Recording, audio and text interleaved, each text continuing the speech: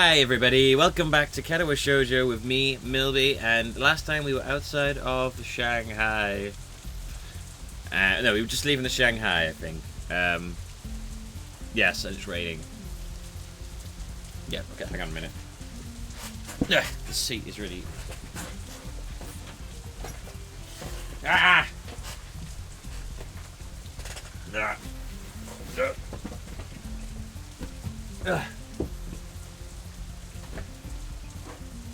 Oh, there we go. I got it. Green screen, because I was recording stuff with green screen. It didn't work out, because, whatever. Despite the passing of time, it's still raining outside when we exit the Shanghai, though it seems to be letting up a little. Too bad it had to rain on your... Too bad it had to rain on your parade. Too bad it had to rain on your parade. Ow! That sounds like some... cheesy thing from CSI Miami. Where's the shades? Where's my shades? Honey? Honey? Where's my super suit? Looks like too bad it had to rain on your parade. Yeah! We don't get it. There you go. Hey, why don't you dry off? When were you supposed to have a picnic? Amy doesn't look too distraught over this turn of events. No, it's fine. We had a good time, didn't we? I feel really pumped up. I feel so pumped. Pump. It isn't even raining that hard anymore. I kind of want to hike back to school to get rid of this energy and work off some of that cake. What is wrong with this girl? She stretches her arms out and arches her back like a cat. After rolling her shoulders around twice, she smiles brightly. Man, I can't really run with these legs though, especially uphill. I wish I brought my other ones. This notion sounds odd, spoken so casually. But I guess for Emmy, changing legs is sort of like someone else changing shoes. Man, I've got the wrong legs on right now. Huh. Maybe if I walk really fast, that'll be kind of like running. I think I'll do that. I won't be able to keep up with you going uphill, though. I really am in bad shape. Plus, you'll get wet without an umbrella. It's hardly even a drizzle now. A few drops won't hurt. I think I'm going to go to the track after I change my legs, too. Emmy skips away from the protection of my umbrella and goes on ahead at a brisk pace. Suddenly, she seems to remember something as she stops and spins around. See you tomorrow! Come eat lunch with us on the roof. I'll bring enough for free. Rin and I are left to watch her and wave at us and skip off again. Soon she disappears around a street corner. I'll never understand why Emmy is so perpetually in such a hurry to get somewhere. Not in this world you won't. So, would you like me to walk you back to school so that at least one of you won't get wet? If you are happy with it. If you're happy with it. I guess, yeah, okay. It seems neither of us want to keep alive the strained atmosphere from the argument a few days ago in the art room, which makes me feel relieved. I don't want to bear grudges, and I'm happy that Rin feels the same way. Thus it is decided that we are content with each other's company for now, and we start walking in the same direction as Emmy, albeit at a considerably calmer pace.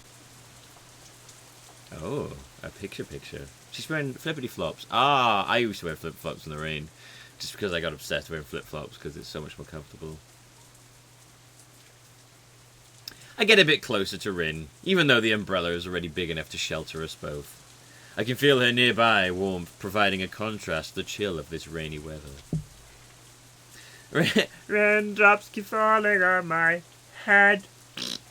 Raindrops hitting the umbrella make a distinctive sound, playing the staccato melody of rainfall for nobody in particular. I love the sound of rain. Listen to that sound. It's so good. There's a website just called Rain. I think it just simulates rain sounds while you're just doing stuff on the computer. It's awesome. I realise I haven't been outside in the rain in what feels like forever. I inhale, taking in the scent of rain. Rain. He said rain a lot. Feeling the weather with all my senses.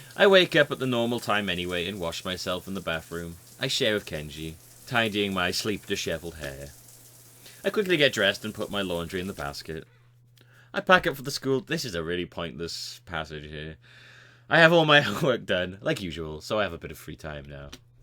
There's no point in going to the morning class for 20 minutes before. I'd have to get up to the nurse's office, so I lie down on my bed and read a book until it's time to go.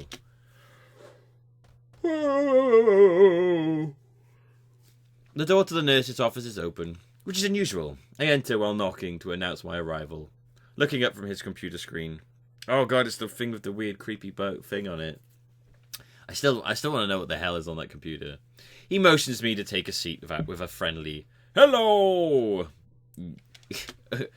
Well, welcome, Stow. Steam wafts up from a piping hot cup of coffee on his desk. A piping hot cup of coffee. It's probably not his first today. How are you feeling on this wonderful morning, Hisao? How are you feeling? Pretty good. Let me tell you about pretty good love. Pretty good love is like pretty good love. Hard, fast. I suffer from a very sexy learning disorder. Call it dyslexia. I'm alright. I think it was cold yesterday because of the rain, so I woke up feeling a bit groggy.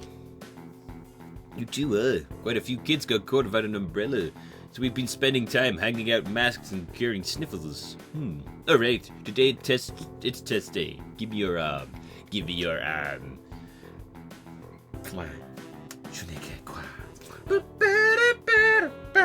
What? Why are you kissing my arm for, you creepy man? I extend my left arm towards him, keeping my face expressionless. The nurse ties a rubber tourniquet around my bicep with a practice movement and briskly goes about his business. I don't think anybody really likes getting stuck with needles, but at least I got over my distaste for them. I had to. Now I barely even twitch at the moment of truth. Once that's done, a blood pressure check follows. Then there are checklists and questionnaires to go through. The nurse nods and scribbles in my answers to the questions as I give them. Alright, let's have a listen now. I unbutton my nipples! I unbuttoned my shirt and put it neatly on the back of the chair I was using while he puts on his stethoscope. I know by heart the order of places where he's going to listen to my lungs and heartbeat. I adjust my breathing to be even and deep without even being asked. It's become routine now, for both of us. It's just, this music is just so weird. Take off your drawers and your underpants. I'm gonna give you a full procedure, yeah.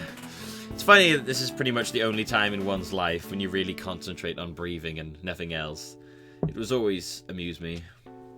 The nurse lifts the cold steel stethoscope from my chest and places it a few inches lower, listening again. The contact of the metal makes me flinch on reflex, even though I was expecting it. He furrows his brow, but I can't tell if it's because he's unhappy or if he's trying to pick something specific out among the complex multitude of irregularities in my heartbeat. Is there something wrong?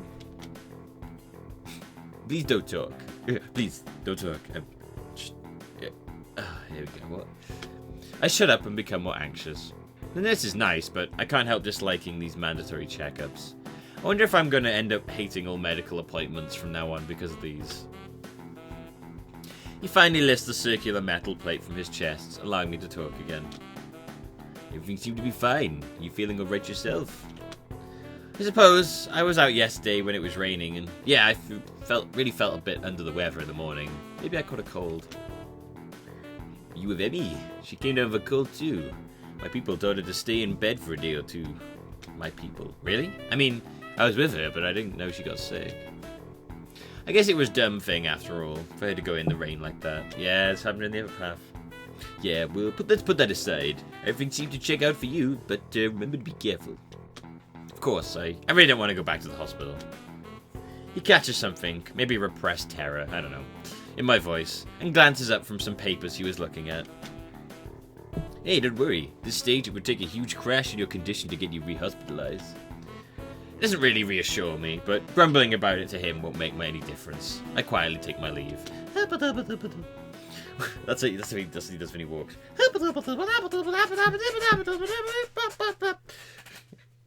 Walking along the corridor from the auxiliary building to the main school building, I encounter a young female nurse coming the other way. She smiles at me when we pass by each other. Oh, we don't get to see her. Oh. Why can't we have her as a choice? The lobby is empty of people. No surprise, since classes are still going on.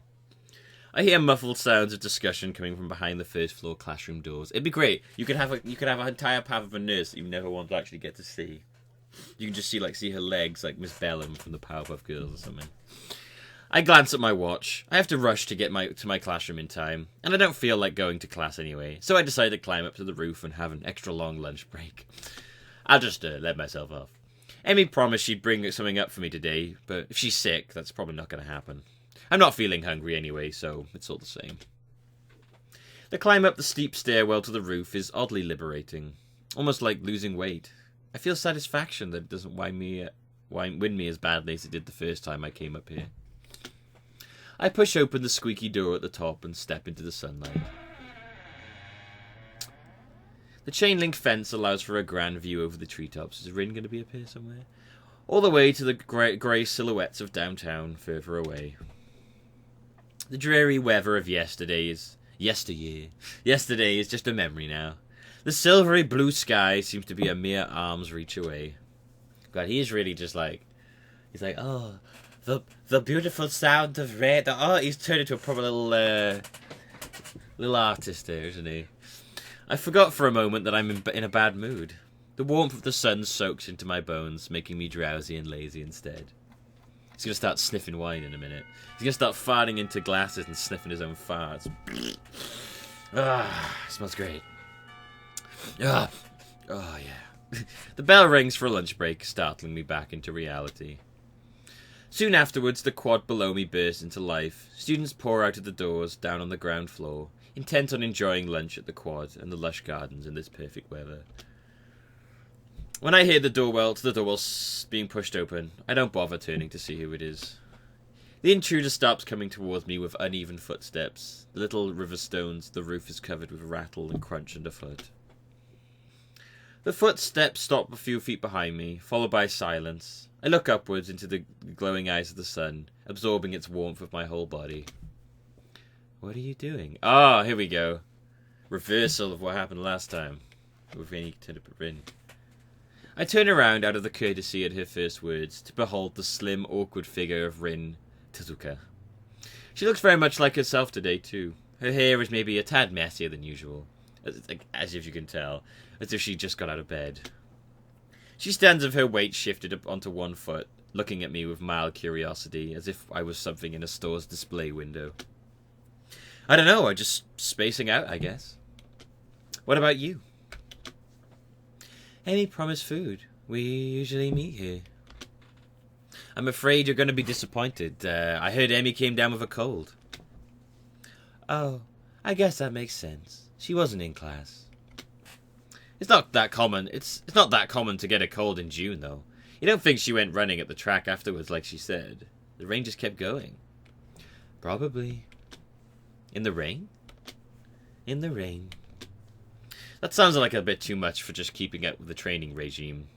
Emmy is a hard-headed one, though, so I can see her running in the downpour just because she had to. Had to. Well, that's obviously overdoing it. Probably why she came down with that cold, too. But I guess it's kind of cool. It's kind of cool, yeah. Speaking of that, I'm not feeling well either. Choo!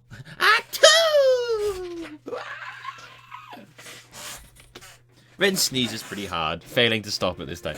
Without her arms, I wonder if she'd fall over. She's so hard, she's like, wow! She cranes her head down to wipe her nose on her shoulder. So deciding that would be too unladylike, I pull out my handkerchief and hold it to her nose. Here, bless you. Thanks. She clears her nose and I dab the handkerchief gently on it, wiping it clean. Oh, your baby needs a little snot and then there you go. Ah, you bet your baby. Oh, you got a little bit of bubble of snot, you know. Burst snot everywhere. Ah, God.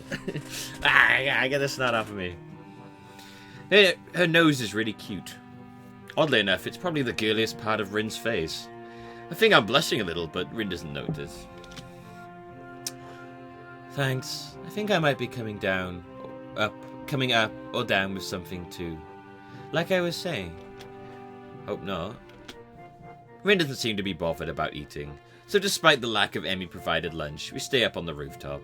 She comes over and stands next to me, right up against the fence, looking into the same abstract distance as I am. Nobody else seems to be coming around to intrude upon this calmness either. It's quiet and peaceful. What does one do on a lunch break if not eat? What does one do? It turns out that between the two of us, we don't really know. Fortunately, passing time is an activity that manages itself just fine. Even though there's no conversation to fill the silence between the passing seconds, no pointless activities like cloud gazing to spend upon the minutes between now and then, time marches on relentlessly. I keep checking the time on my watch, then decide it's a dumb thing to do. Yes, Instead, I try to hold out for as long as possible before I check it again. Maybe I can hold out for 6 or 7 minutes. Rin remains silent, idly looking up at the cerulean expanse above us. Wonder why. More often than not, we don't speak much. She said that she doesn't like speaking because of her perceived difficulties of expressing herself properly. As for me, I think I just got sucked into the habit at the hospital, where I spent such a long stretch of time never really talking to anyone. Most of the time, I feel comfortable about this quiet mood, and even when I get the feeling that I have to break the silence, it's always so difficult to come up with something to talk about when it's with Rin. She and I are on such different wavelengths that nothing seems to be on common ground. What is it you like about the sky so much? She turns to me, her eyes dark and serious. Sucking out that light. Sky is the only thing that is perfect. I know it. You could say I'm an expert at sky if you wanted. And I'm even if you didn't want to. I'm sky expert. It's always different. But it's always perfect also when it's different. I follow her gaze up to the boundless blue expanse, thinking of her words. Have you ever wanted to be something different? It wouldn't be so bad to be the sky. No, I mean someone else, someone different. To go to a normal school like everyone else, not have to worry about stuff. What stuff? The fact that you're missing arms? Oh yeah! I try to find the right word for a moment, but can't manage to form a sentence that I'd be uncomfortable with actually using. Man, I don't really want to say it out loud. Try. I'm not good at mind reading. Did you ever want to not be disabled? She thinks about this and then shakes her head, frowning.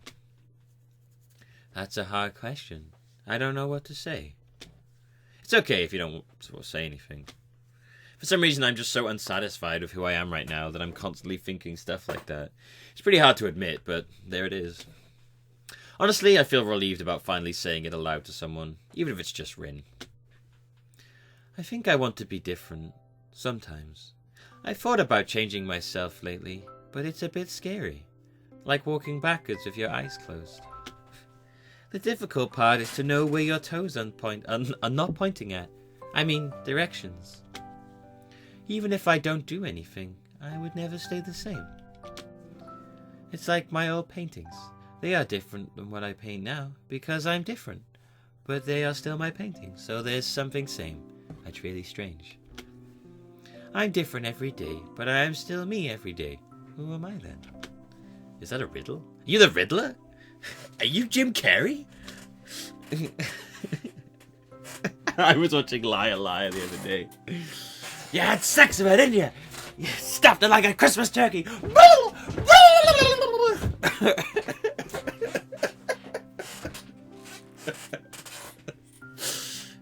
You had sex with her, you stuffed like a Christmas turkey. I love that film. If you want to be, I don't know the right answers though, so you want to come up with it yourself. Well, it's the sky, isn't it? Going by your definition just now. I actually managed to surprise her by that. Maybe she's already forgotten about it. That's right. But I was thinking about myself when I said that. Very strange. Could it be that I actually am the sky?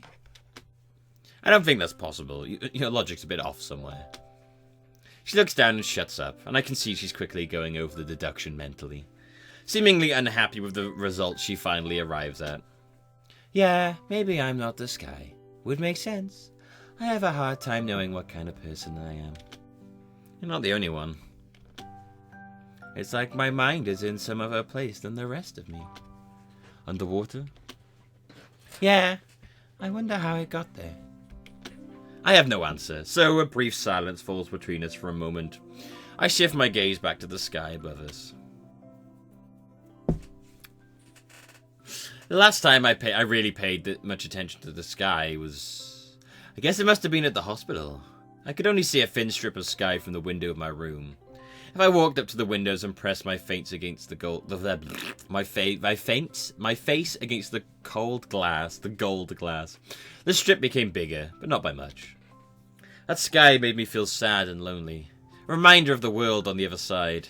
I wonder if there's another world beyond the sky we see from up here on the school's roof as well. I can't stop comparing my life at Yamaku to my hospitalization, but I really should. I'm not there anymore, but I really should. I should start, okay, yeah.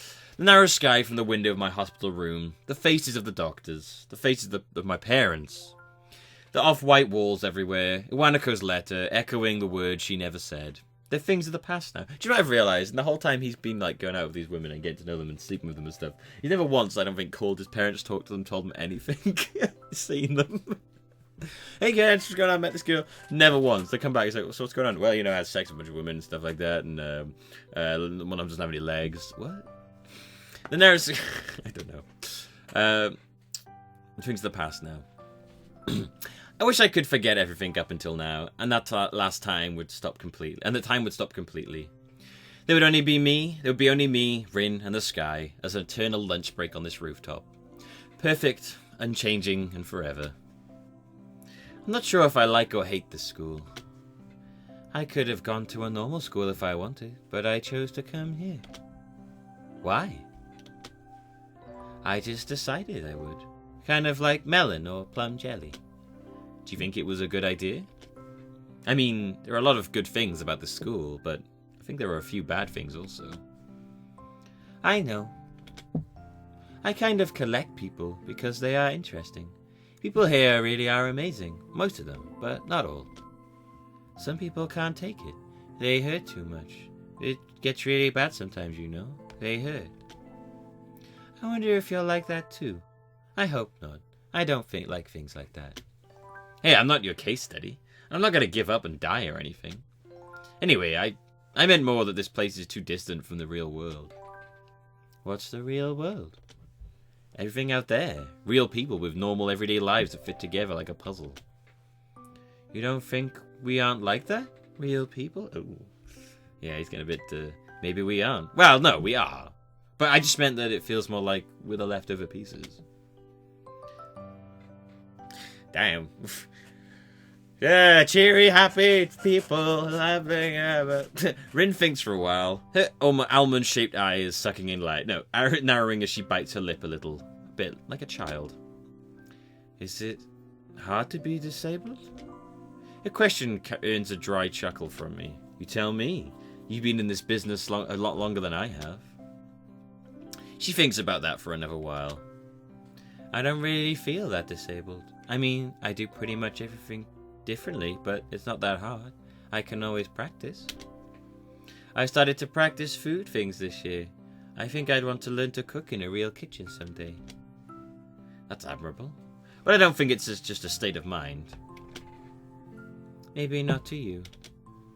I have no good counter to that, so I concede by falling silent. The situation is making me more and more confused. You're such a Debbie Downer, Hisao. God.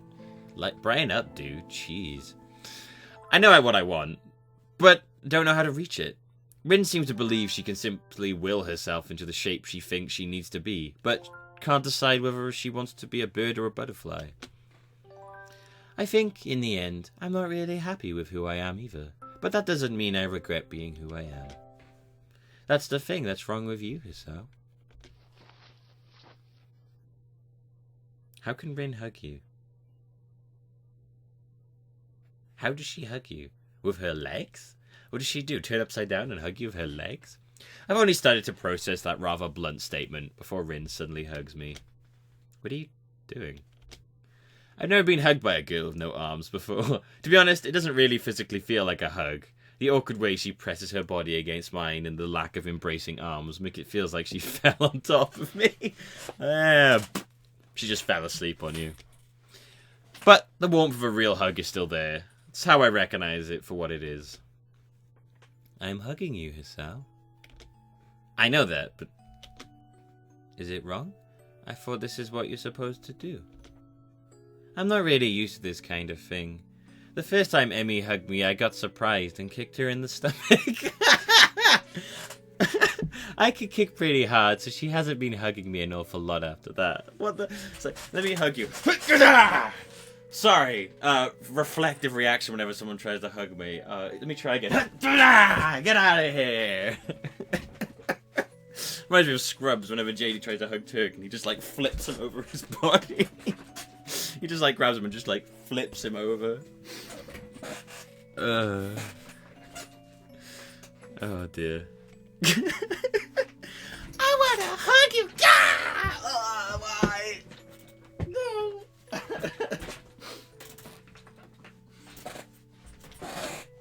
It's not wrong, No, it's just me. Things are a bit hard for me, for the time being. I can't seem to react properly to anything. Really? So it's hard being disabled after all? I guess she had me cornered there. I don't have the energy to start arguing against it, but I feel like I have to get something out. Well, No, it's not hard, I think it's just me overthinking things. I really wish I didn't feel so sorry for myself all the time. I wonder if I always was this fragile, or if I became this way after my incident. Nothing has ever truly shaken my world like that before, so there's no telling. Rin presses her cheek against me tightly. I can feel the warmth of her body close against me. Her body temperature feels really high, as if she had absorbed the sunlight into herself, and was now sharing it with me.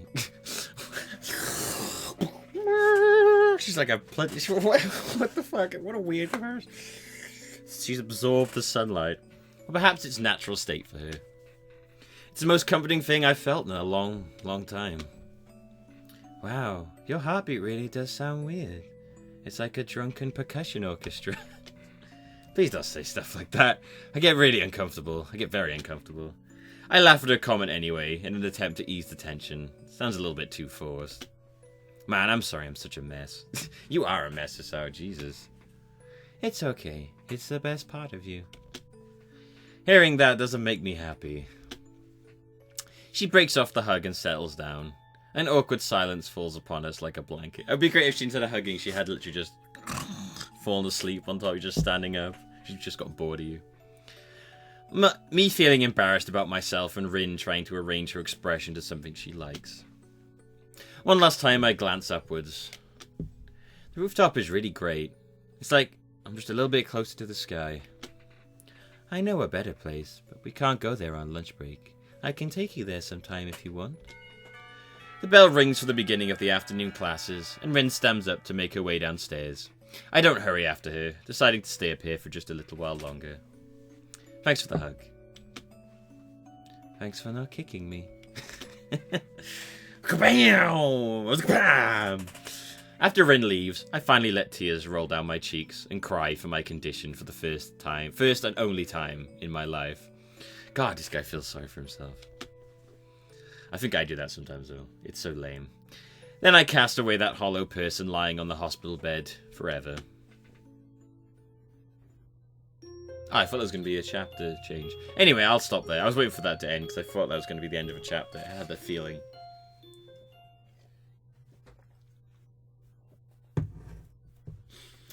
Anyway. That's it for now. I'm gonna see you guys next time. Thank you for watching. I have been Millbee. This has been Katawa Shoujo, and I enjoyed myself. I hope you have. I will see you next time. Okay? Bye-bye.